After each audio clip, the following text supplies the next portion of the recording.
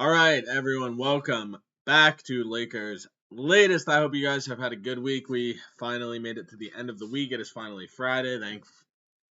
Thankful for us all. Sorry, a little bit tired, but yeah, hope everyone had a good week. Like I said, final at the end of the week. Weekends tomorrow. We got college football tomorrow. We got NFL on Sunday, and it's now the 26th, so I believe it's the first preseason Lakers game is the third. I can't believe how close we are. Training camp technically starts the first, and I'll get into that in a minute. But everything we're kind of hearing is that the guys have kind of been practicing and just training together for weeks now before the official training camp begins. I guess it could be more of like an unofficial training camp.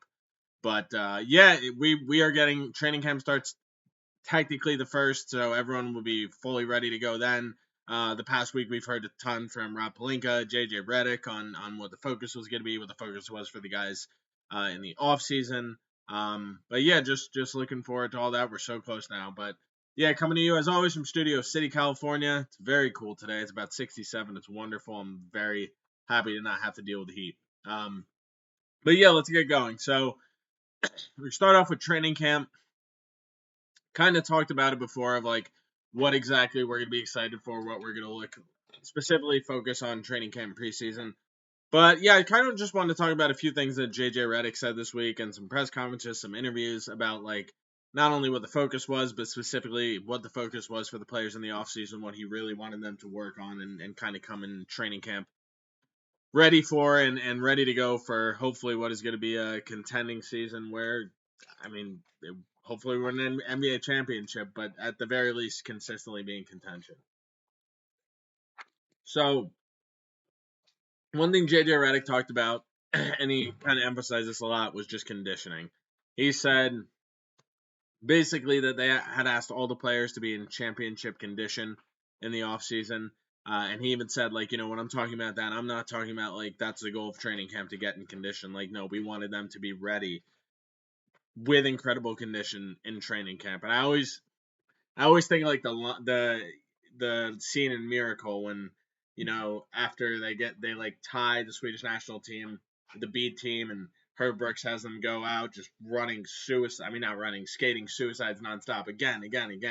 That's what I think of every time I see conditioning, and that's kind of what it feels like. Like, obviously, conditioning is a massive part, especially in the NBA. Like, you always want to be in just as good, if not better, condition than the opposition, because at the end of the day, like, this isn't a 20, 30 game season. Like, this is an 82 game regular season with, if all goes well, 4 additional rounds of the playoffs. So you need, like, being in good condition and being ready to go, not just like kind of JJ said from like, oh, we want them to get to that point in training camp. Like, no, ready to go the moment training camp starts. You need to be in that championship level condition now, because that is just super important. Right now, at the beginning of the season, everyone's going to have that energy.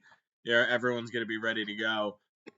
But as the season goes on and it gets more grueling and you have the back-to-backs and injuries start piling up, the better condition you're going to be in, to basically be at a better level or higher level than your opponent is going to be crucially important. So I appreciate JJ talking about that, and he really kind of just put a big emphasis on that.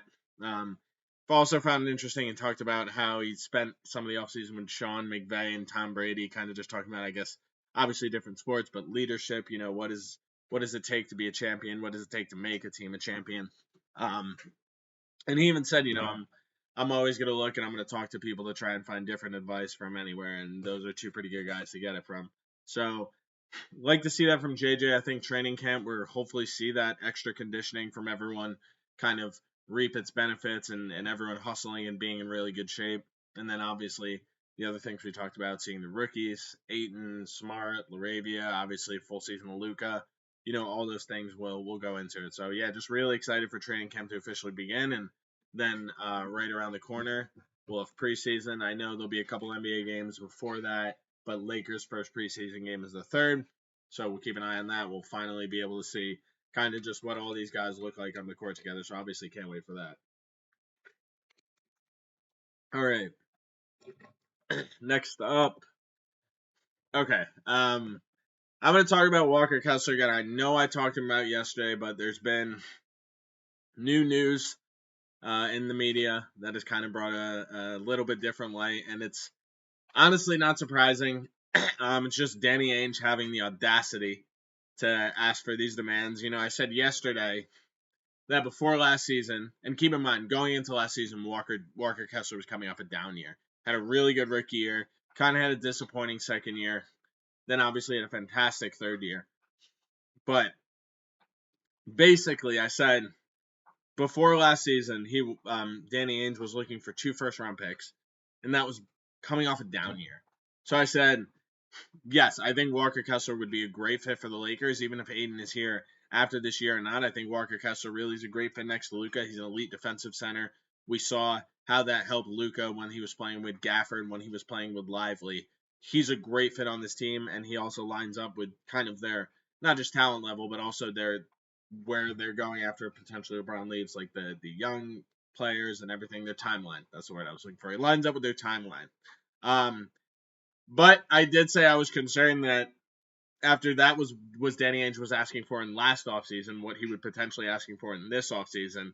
And I don't know the validity of this report, but essentially in a deal from the Lakers, Danny Ainge is looking for 2 first-round picks and Austin Reeves.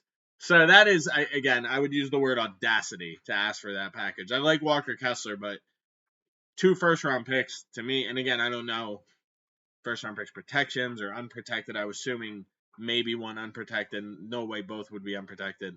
But to then add Austin Reeves on top of that, it's just like if I'm trading Austin Reeves and 2 first-round picks, that better be for a superstar. And I'm not. I know you'd have to get more. Maybe you would trade multiple other guys, but I'm not trading Austin Reeves and 2 first-round picks for Walker Kessler. I like Walker Kessler. That's a crazy deal. This is why I said it's going to be very difficult to trade for Walker Kessler when you're dealing with Danny Ainge. I don't know if he's just getting more delusional as he grows older, because if you remember, God, it's been 3 to 5 years, probably 2 to 4 years. I can't remember the specific date of the Donovan Mitchell trade, but really all that summer, it was kind of all Donovan Mitchell's going to the Knicks. He's hasn't happened yet, but it's going to happen. Donovan Mitchell's going to get traded to the Knicks. We can't really see him going anywhere else. And one of the main things was Danny Ainge was asking for 5, 6 first round picks, like R.J. Barrett, Mitchell Robinson, Quentin Grimes, all the young players. Emmanuel Quickly, he wanted the young players, 4 or 5 first. He was asking for an insane amount to the point where New York was like, no, we're not doing that. This is what we're comfortable with.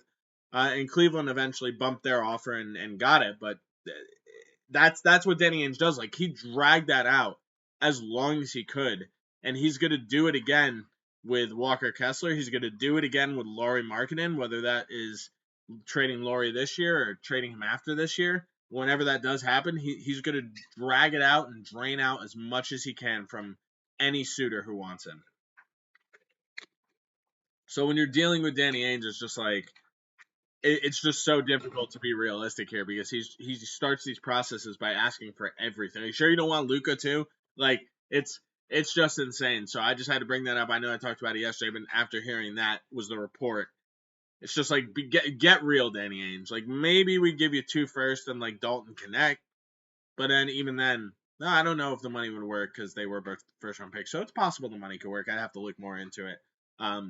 But yeah, something like that. But dude, and even then, 2 first, I don't know. Again, it would depend on the protections. I would not do 2 unprotected, maybe 1 unprotected, another top 10 or lottery protected. But the point is, the ask is crazy, and this is exactly what I said yesterday when you potentially have to deal with Danny Ainge, and it's exactly what we're seeing just a day later. So we'll see if his price tag gets lowered down as the season goes on. But again, when you're dealing with Danny Ainge, this is just the stuff that you're going to have to deal with. So we'll see what happens with Walker Kessler. All right, on to the next one, Scottie Pippen.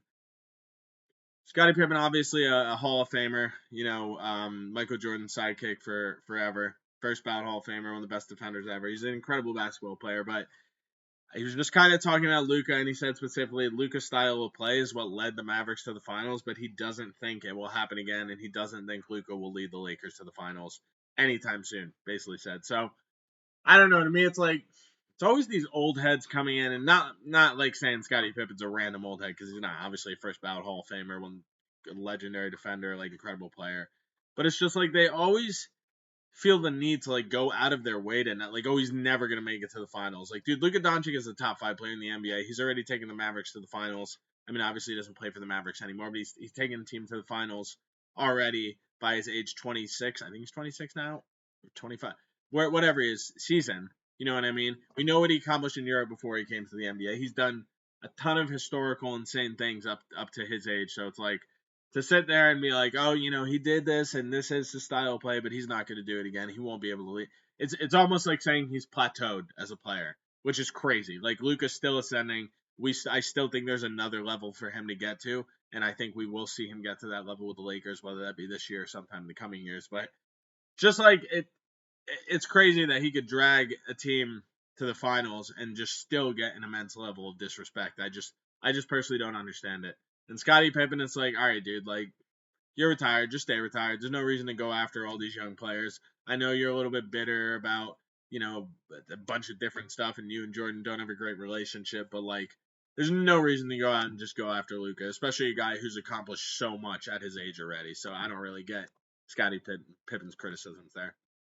All right, today's also 5 years since the Los Angeles Lakers beat the Denver Nuggets in the Western Conference Finals, the bubble finals, to clinch a playoff berth. Just obviously, it's crazy in hindsight, not just like that it's been 5 years, obviously since COVID in general, the Lakers championship. It's just crazy watching those games with no one in the stands. Like, it was just such a surreal thing that I just don't think we're ever going to see again. Well, hopefully don't want to knock on wood. We don't have a pandemic ever again or any time in the near future ever. But yeah, just been 5 years. Obviously, they beat the Nuggets. Then they went on to play the Heat, won 6 games against the Heat, won the NBA championship. It was obviously incredible, exhilarating. Would love to see it again, this year or sometime in the coming years. But yeah, just want to give a shout out to that team. And yeah, it was just obviously we'd love that. So that's all I got for you guys today. Everyone enjoy the weekend, and we are next week. We're gonna have training camp. We're gonna have preseason basketball. We're getting closer and closer, folks. So excited for that, and yeah, I'll catch you guys later.